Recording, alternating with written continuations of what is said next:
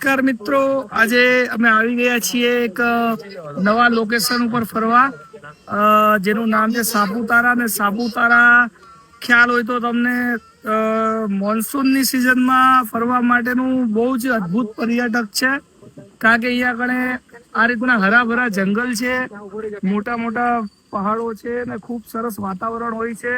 તો અને અમે જે આવ્યા છીએ એડવેન્ચર ટૂરમાં આવ્યા છીએ પર્સનલ, એટલે આ રીતના ટેન્ટ હોય, ટેન્ટની અંદર રહેવાની વ્યવસ્થા હોય, એટલે અમે એડવેન્ચર ટૂરમાં આવ્યા છીએ.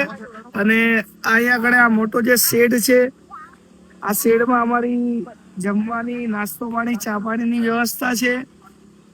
પાછળ ટેન્ટ છે, નીચે ટેન્ટ છે, અને અમે જે જગ્યાએ રોકાયા છીએ એ ટેન્ટ નીચે છે, ત્યાં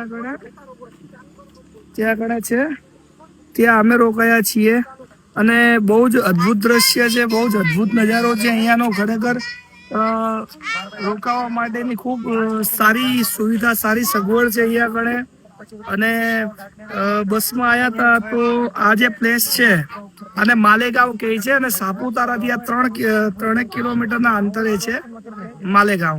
અને બસમાં અમે ગઈકાલે રાત્રે 10 વાગે બેઠા હતા, તો અહીંયા લગભગ 9 વાગ્યાની આસપાસ પહોંચ્યા હતા.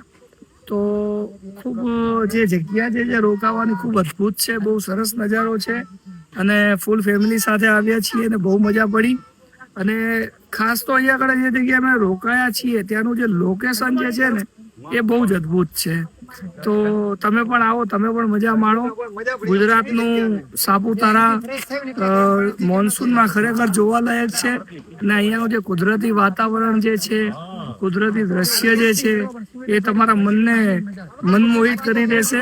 તો આવો તમે પણ સાપુતારા. ખૂબ ખૂબ ધન્યવાદ, આભાર.